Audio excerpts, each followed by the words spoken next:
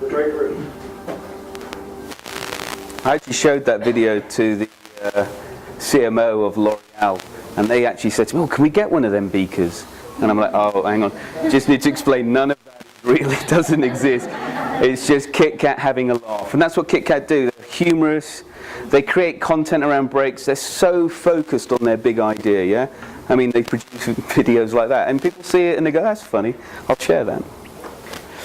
Okay, another example from Kit Kat. I said I like Kit Kat. It was Choose a Chunky Champion in the UK. So basically what they did is they had 4 flankers. Everyone knows what flanker is, yeah, we still use that term. 4 different varieties. And they wanted to ask the public, which variety would you like to be a permanent fixture on the shelves in the UK? So they had, you know, coconut, an orange one, cookies and cream, so on and so forth. And the idea is that you try each bar, so you buy 4 bars, you try them, and then you vote for which one you like. Now, to promote the campaign, to promote the idea, they ran a TVC, and they worked with Shazam to actually enable this advert so that you could actually vote when you see the advert. So rather than having to type anything in or go to a web address, you just get your phone out, Shazam it, 8 seconds worth of audio, bang, you're taken to a Kit Kat page. Yep. Is everyone familiar with Shazam? Do I need to explain Shazam? Good. So this is a page that Shazam designed for us. You've got there, you could scroll through, you voted for the chocolate bar or the flavour that you liked. Then when you voted, this was shared in Facebook so that your friends could see that you voted. So in its simplest form, we've generated some earned media here. We've enabled this TV advert so that people can access content digitally through their phone. We've used Shazam to do that because we thought it was the simplest way of getting people into the digital environment. When they're in the digital environment, we've generated some earned media. Let's call it 15 impressions for every person who actually Shazammed. But more than that, what this did for us is actually help us better understand TV. Because we could now tell when people were most engaged. Because to actually Shazam an advert is 30 seconds long. You've got to get your phone out, got to swipe it on, put a code in, then go to your app, to the Shazam app, open it, wait for it to open, then Shazam it, which takes 8 seconds. Yeah, so if you count backwards, basically they have to have seen the advert going, "I'm going to do that, get the phone, and do that in seconds."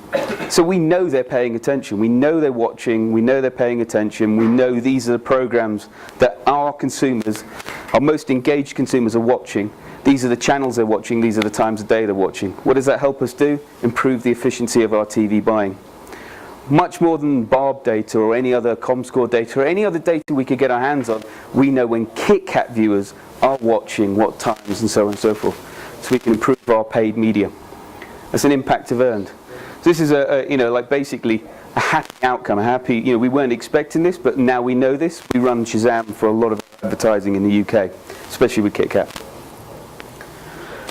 Unilever. Unilever with Act have, they've got this spray more, get more. Is everyone familiar with this? It's very funny. So it's this, position that basically you can get the girl of your dreams if you just use Axe. Fantastic. So they've done some very, very clever things with this brand recently. And I'm going to show you a video of one of the most amazing things I've seen them do recently. But they're looking at social to help them understand what content will resonate with consumers. What should we develop? What should we amplify? So they've run a TVC campaign that was literally based off the back of a social campaign. In the video they'll tell you that it was all planned, but actually in reality I think it was more, actually this is growing, this is becoming viral, we need to do something, we need to amplify this. They create content that's relevant for their audience from all over the web. Basically any content, Axe's thing is about any content that's about helping men to pull women. They all understand pull, date women. Anything on the web that is around that, they'll happily take and share on their website. They'll happily absorb that content, curate that content, and say to their audience, "Hey, you're going to like this. Have you seen this video? Watch this. Look at this website." happy to do that. Which means they're not creating as much content, but they're keeping their own channels fresh. And then Axe use social to play with ideas and gauge feedback. Yeah, they create lots of content that it starts in social, and then they basically say, hey, this is a great idea, people really like this idea, let's do something about it. So I'm going to show you a video along them lines. For more than 25 years, Axe has been telling memorable stories about the power of guys and have older girls. But in the US, that story started to become socially assertive. So we thought, why not change the story from the power of the new girl in have older girls? And her name was Susan Glenn. We started online by sending unbranded memes defining Susan. Whoever she was, it was clear to guys what she represented. Not just a girl, but the girl. The one that blows you away so completely you never muster up the courage to approach her. The memes started to spread organically, which we fueled through cross-promotions on MTV and Spike TV. Then, with interest peaking, Axe took credit for the whole phenomenon with a single film.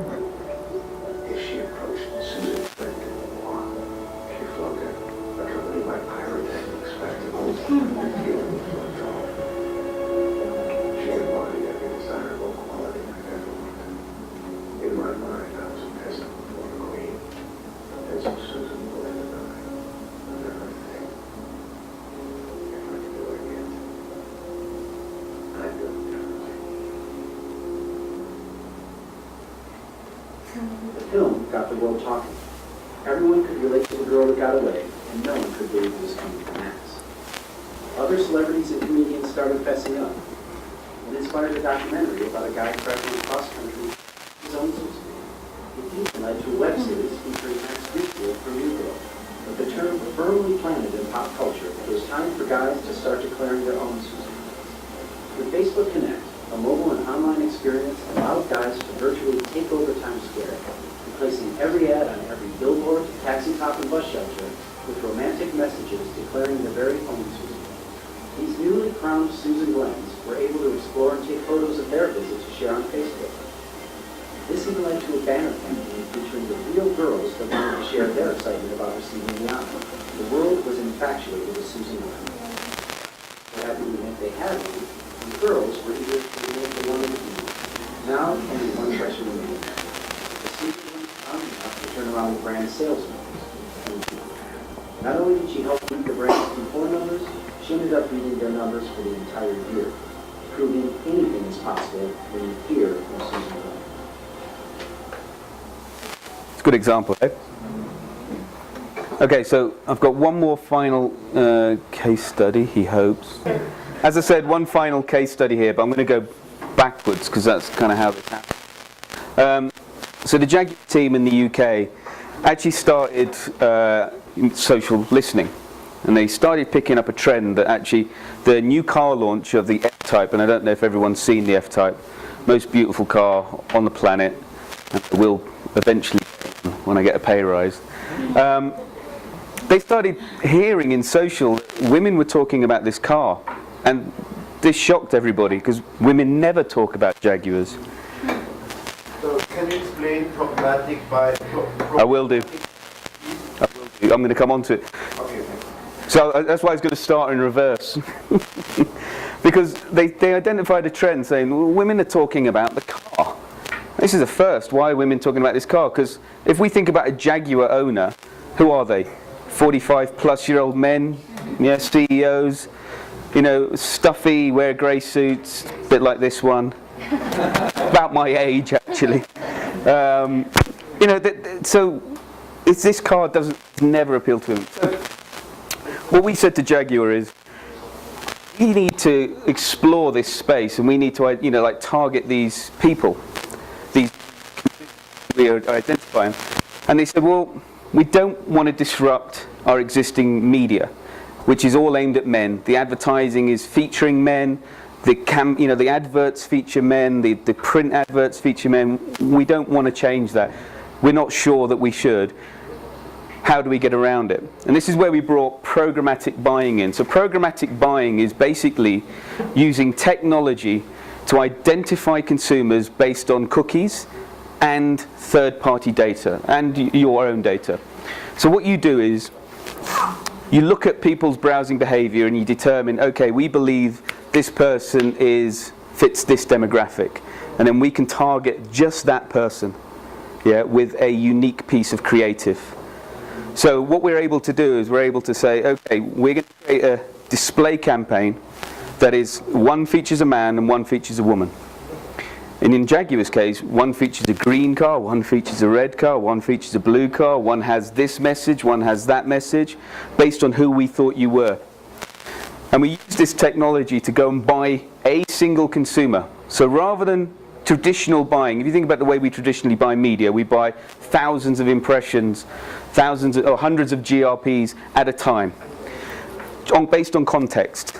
We believe that our consumers are watching this program, looking at this content, because this is what we understand, about the demographics that we get back from that vendor. With programmatic, much more advanced. We're going to buy that one person on that one website at that moment in time. And in doing so, we opened up a completely new audience, and we told Jaguar, look, we are starting to see that more women aged 35 who have high-powered jobs, who live in 4 major cities in the UK, are booking test drives than men. You've now made a car that is desirable to women. Thank you, Jaguar. You finally did it. You've made the sexy car. Okay, that's programmatic, and I'm going to show you a video after. Does that explain programmatic? Do you get it? Thank you. Good. All of their content is mobile enabled, including their TVCs. So again, Jaguar use Shazam quite a lot now, and when you engage with Shazam, they've built a fantastic experience for you. So you see the advert, you click Shazam, then you get basically this beautiful experience where you can see 360 around the car. But not only that, you can actually click and go inside the car, and when you move your phone, you can see the interior of the car and you can focus in on stuff. Yeah, really cool. Not only that, you can then configure a car. So you can say, I want a red one and I want this interior, da da da da da. And when you've done that, you can book a test drive. All within the mobile. Fantastic. All from the point of influence. So the point at where we created desire, that we captured that desire and we brought you straight into an experience where you could book a test drive and hopefully close the sale. So I'm going to show you a video. I'm just going to show it to you because it's cool.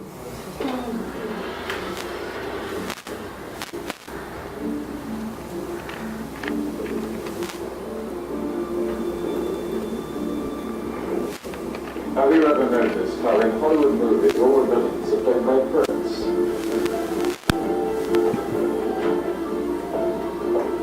Maybe we just sound right. Thank you, Mary.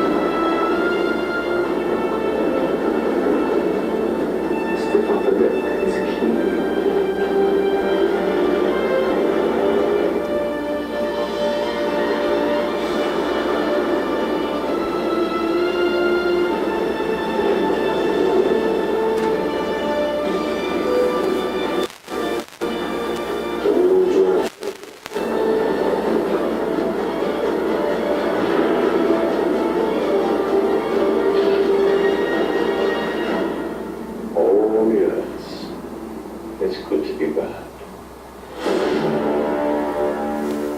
So I'll show you that video, one, because I love that car and I'm going to own one of them one day. But two, it's just Jaguar understand their consumers. And again, you know, if you, the opening of that, there's a premise of that video, have you ever noticed that all the villains in Hollywood films are played by Brits? This is a conversation that was actually started in social, that Jaguar observed and heard and saw the amount of traction it was getting, that people were, you know, talking about this, that Jaguar said, you know what, we should capitalize on this.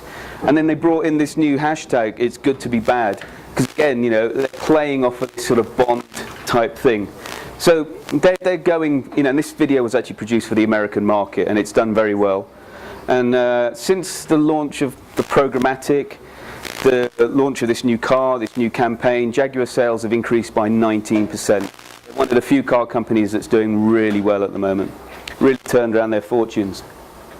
So what could Nestle learn from these brands? I've got 3 slides here. Actually, when I spoke to the team yesterday, and I sort of shared this deck for the first time with the team here, they said, actually, we're doing a lot of this stuff here in Mexico, and we're doing a lot of this stuff for Nestle. So I was really pleased about that. So here are some things that I think we can learn from this. Maintain your big idea through all paid formats. Use mobile advertising to reach new consumers and maintain top-of-mind awareness.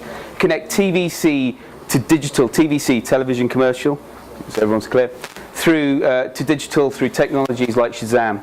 Test ideas in social, then amplify them with the ones that resonate with paid. Yeah, very simple stuff that we can be doing. Owned. Content should be in tune with consumers' passions. So, you know, listen to what consumers are saying in social media. Generate content around conversations that either you start or are being started.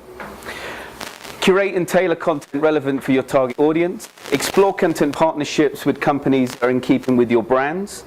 So again, the burden shouldn't always be on you to produce content. There's lots of great content out there. One of the conversations I had with YouTube was there are so many great dog ad, you know, videos and, you know, pet videos that people are producing. Could Purina actually take them videos, curate them, and create a custom channel that has the best pet videos on there? And YouTube said, yeah, there's no reason why we couldn't do that. So again, you can create your own content, or you can take great content and actually share that yourself and own that in effect. Generate additional content when producing media assets for use on social. This is something that Unilever do very well. Whenever they shoot a TVC, they shoot more material than is required for the TVC, and then they use that to keep the story going in social.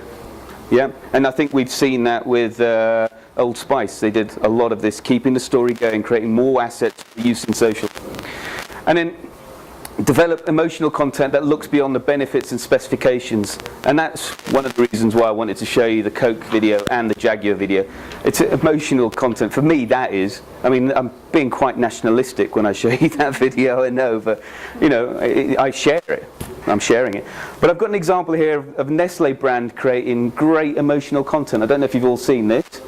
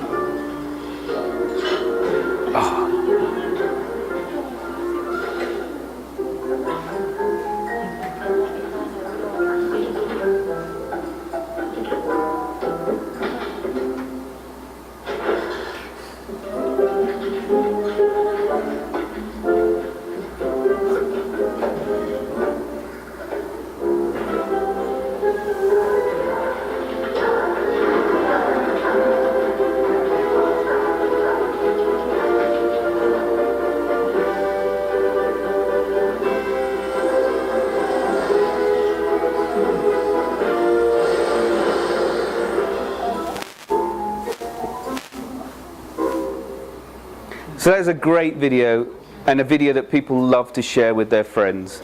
And they're not sharing it because they love Beneful. They love their friends. They want to, you know, give them that warm feeling that they've just experienced through looking at that video. Yeah, So it said nothing about the brand, told us nothing about the features and benefits, but it was just a great piece of content. I think, just as in my poem hat, it could have been a little bit better if we had some kind of social sign-off.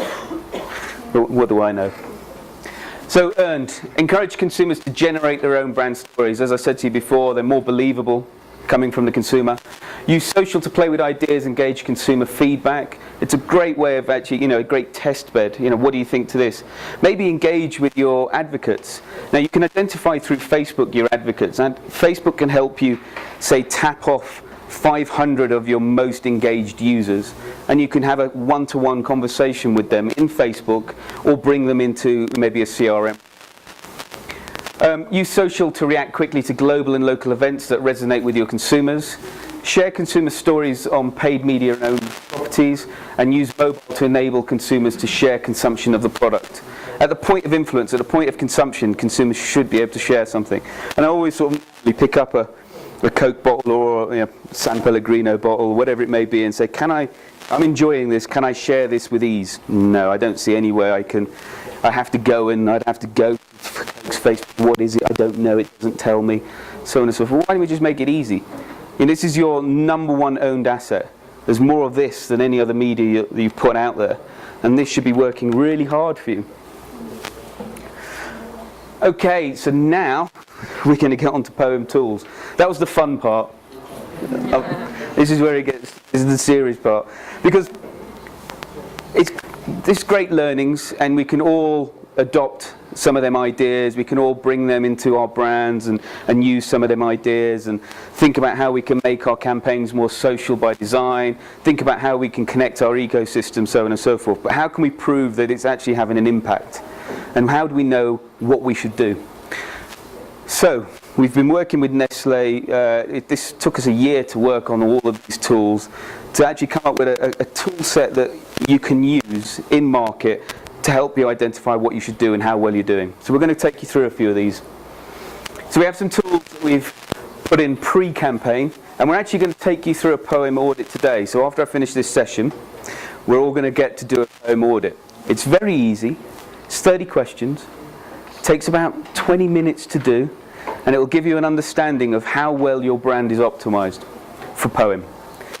The earned media forecasting tool, I'm not going to take you through today, simply because we're rolling it out market by market, and you're going to be in the sort of next wave of markets.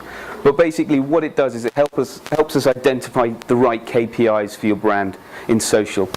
So often we get these, I'm sure you all remember the days when people would say, this video is going to go viral, millions of people are going to watch it, and then we had 1,000 views. This tool helps us understand why there were only 1,000 views, and how do we maximize it so we get 10,000, 1 million views, and what's the paid media investment required to do that. So that helps us with the best practice that I've shown you, so that's readiness. Then we have post-campaign. How well did we actually do? Did we push the needle? We have two tools here, incredibly simple to use. One's an impression tracker, and it just simply says what is the portion of media that was paid, owned and earned. And then the search and social performance index. So I'm going to show you these tools, we're going to take you through them. Before that, there's a lot of data involved in using these tools.